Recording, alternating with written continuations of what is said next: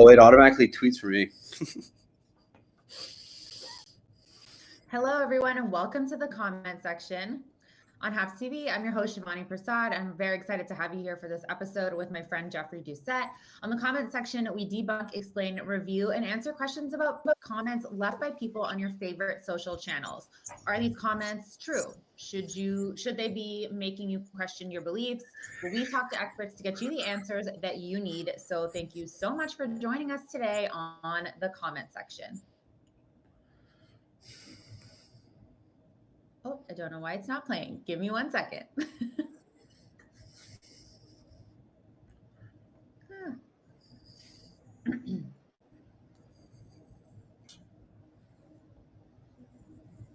You know what? Don't worry about the intro video, guys. It's all good. We don't need to play it today. So we're going to talk about today's topic. So it's basically going to be, we're going to talk about a lot of different things because this encompasses a lot of different things, but we're going to talk about Ontario's second state of emergency and its effects on small businesses. So on December 26th, the government issued another lockdown, and on January 14th, another state of emergency and stay-at-home order. Premier Doug Ford announced a small business support grant up to $20,000 for struggling businesses. And here to talk to me about this today is my friend Jeffrey Doucette. Jeffrey is the co-founder and CEO of Thrive Career Wellness Platform. Thrive provides software to help individuals advance their careers and is located in Toronto, Canada. Jeffrey founded Thrive 5 years ago, and presently the product is used by over 100 companies in 8 different countries. So I'm just going to click Jeff into the show right now. There you are. How's it going? I am doing well. How are you doing? Good, thanks. So let's talk about these comments that we saw. Well, I'll just go through actually first. This was the announcement. Ontario declares second provincial emergency to address COVID-19 crisis and save lives. That was from the Office of the Premier. And then something Jeff and I are also going to talk about is that Blogto reported just 2 days ago that the Ontario government says the lockdown will likely last longer than expected. What does that, mean for all of these different businesses? So the tweets that we're going to be talking about today are actually comments from the Premier's first tweet. Good morning, Ontario. I want to thank everyone who's been staying at home these last few weeks. I know it's tough, but we're starting to see our hard work pay off. In case some of you need a reminder, I've tried my best to be clear. Please stay at home. So of course, there were a lot of comments about this. The first one we're going to talk about right here says, I've tried my best to be clear. Please stay at home. Oh, and small businesses, you get nothing. Please continue to remain closed, to drown in debt and eventually go away. Big box stores, continue with your unsanitary policies and infecting the population. And the second one we're going to talk about, clear as mud. Stay home, but go to work because there's no paid sick days, and shop so businesses, except those with lobbyists, don't go under, and unless you're a party friend. Rules don't apply to you either. Plus, I've protected for-profit LTCs. I don't know what the next word means. I think it means like xenophobes. I'm not sure. Yeah. But not students. Got it. So that's really what we're going to be discussing today. Normally, I try to get comments from both sides, but there really were not a lot of other sides here. Ontarians are pissed. Small business owners are pissed. And I think they have good reason to be. So Jeff, let's talk about the first comment. It says small businesses, you get nothing. But Ford did announce this small business support grant. So what do you think this person is referring to? And do you think that this small business grant is enough for small businesses? And what has your experience been like as a small business owner? Yeah. So, I think there's a lot there. I will say my business has been fortunate in the sense that we haven't had the devastating impact on our, top line that a lot of other businesses, particularly those that rely on seeing their customers face to face every day, face. But that being said, I think it's been clear throughout this entire, pandemic that while the government's been offering a lot of support or saying they're offering a lot of support for the small businesses, the support does not ever come close to the impact that it's having on their bottom line, right? And so, they aren't protecting the livelihoods of small businesses. We've seen like tens of thousands of restaurants across the country shut down. And so the government support is never going to to help keep these businesses afloat. Like that, I think that's the bottom line. And I think a lot of people are angry because at the same time you will read that Canada's wealthiest people are getting richer throughout this pandemic, and that's because it's companies that are publicly traded, Fortune 500 companies that are allowed to stay open, and it's small businesses that are being impacted. And I think that this is I think I was on your show I think a couple months ago, and this is a pandemic that is drastically driving increased income inequality due to the public policy decisions, even when they are in the best interest of they may be in the best interest of public health. People are feeling this differently, and it's not spread out across evenly across all Ontarios and all Canadian residents. Well, I think too, we've been hearing in many ways, is it in the best interest of public health? Because sometimes, public health also means the economy, because that affects people's health. Yeah. And we saw, like, for example, in our last show that you were on, we talked about that there are really a lot of safe ways that a lot of these small businesses can stay in business, but it seems like they're just trying to say, okay, what's the easiest thing to do to stop mobility? But I don't know if they're really thinking about the long-term consequences, like you said.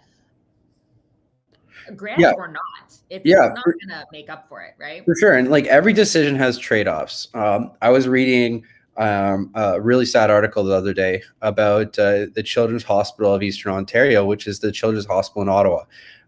And one of their lead doctors was saying that they've never seen this much poorly treated children admitted to the hospital, whether that's from not being fed properly or for domestic violence. It's like they say double or triple a normal rate. We've seen that the domestic violence against women has like over doubled in Canada throughout this pandemic.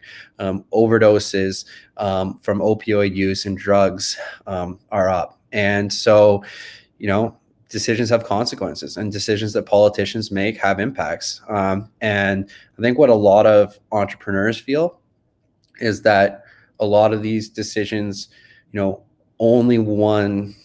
decision is not being made with acknowledgement of a lot of these other consequences.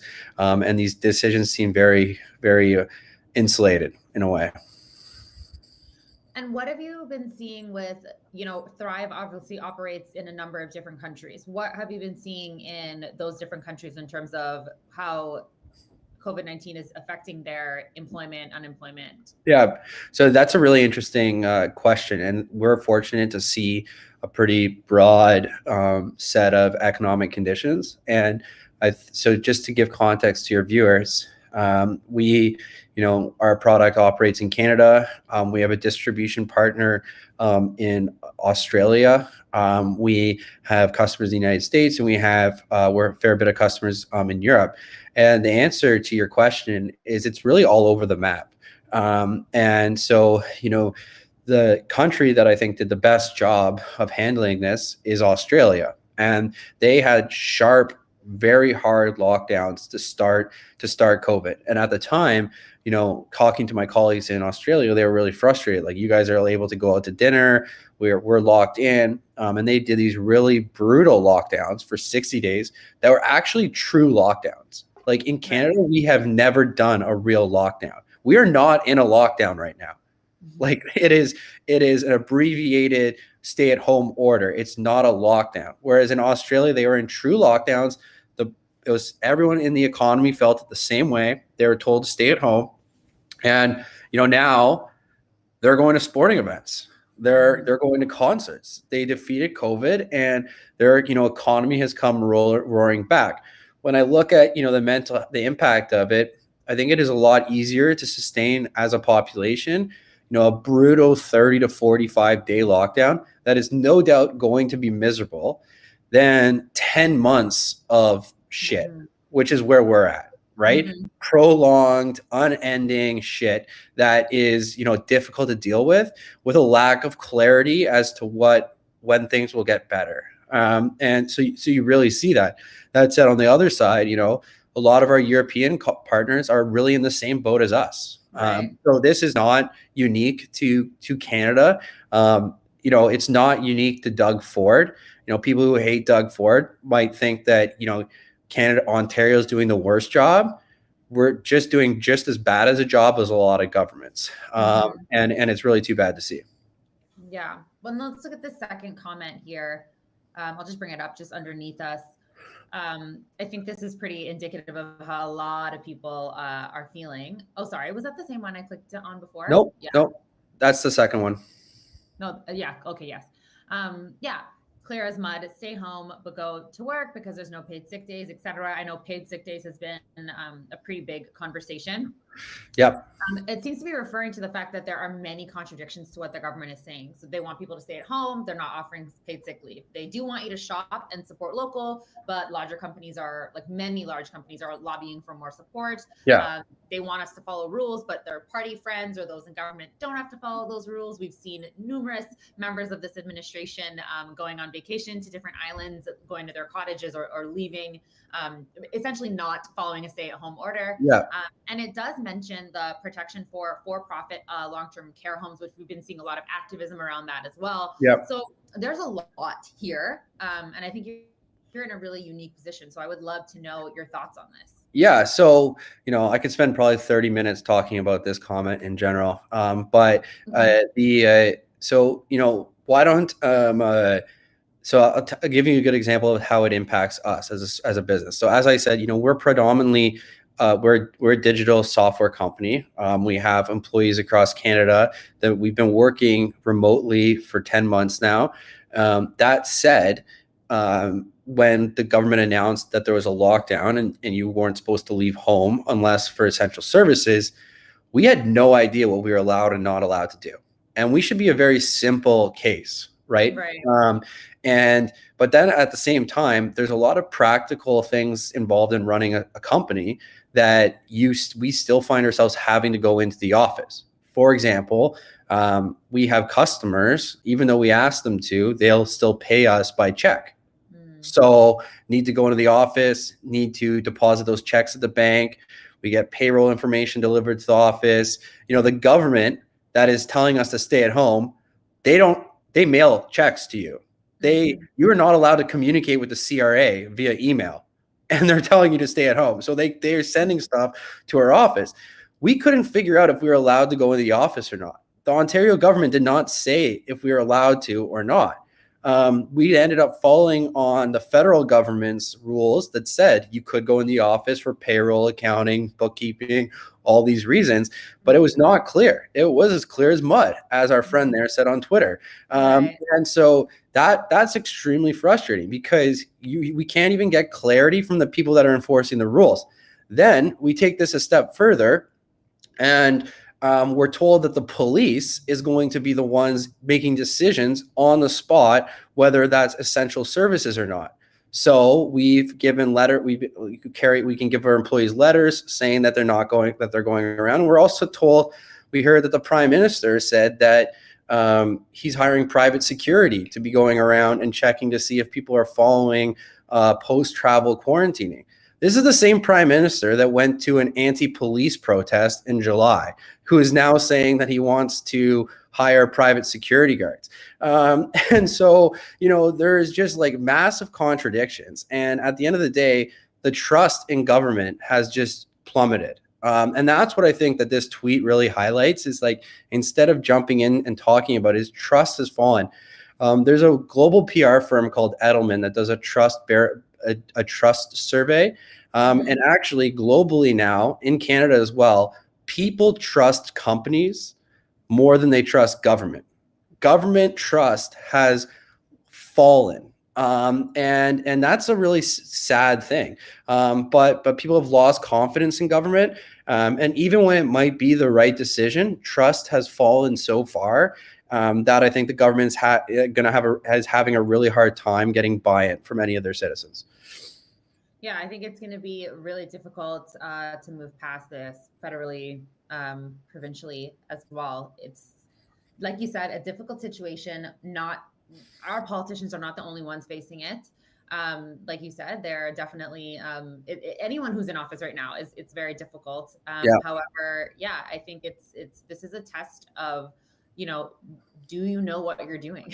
Yeah. Are you listening? Are you being clear? I think that what's really, really difficult, not just for small businesses, but also for parents with children, it's like we make a decision and we roll it back. We make a decision, we roll it back. Yeah. It's never like it's just never moving forward in a linear way, which I think is just so frustrating. So Yeah, and you can't plan, on anything. I think the number one thing that companies need is plan to be able to make decisions and plan on them, and no one can do that right now. And so it's very challenging.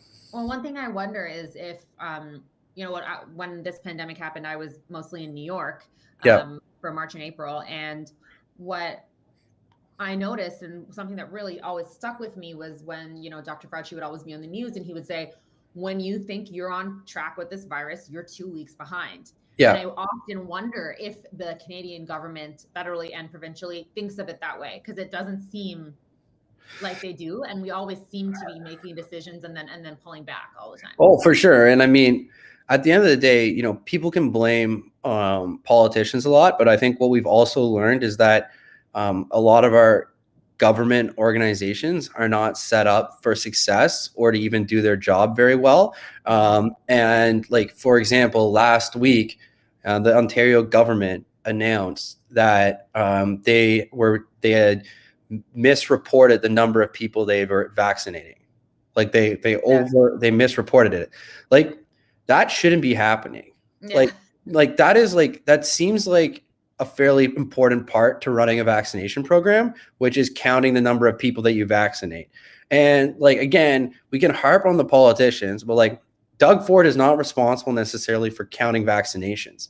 Like there should be people running the vaccination program, and like I just genuinely want to know what they do when they go to work every day. If they're having a hard time like calculating this stuff, people should be fired. These government departments, I think, I think there's a really big role that government needs to play in Canadian society. I wouldn't consider myself a libertarian or someone that thinks that there should not be government, but I'm very frustrated with the quality of our government and our public service. And I think that's what a lot of people are feeling, because they, no longer really believe that the government is going to do a very good job in protecting the public health of their citizens.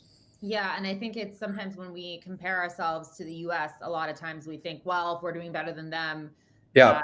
A lot of people think that that's good enough, and realistically, it's not. We're No. still seeing so much happen, and at the end of the day, we're very different countries in so many ways. So we can't compare it that way. We have to. No. Us at this point, and And we're not winning. And if we want to compare ourselves to the United States on vaccinations, they're like beating us tenfold.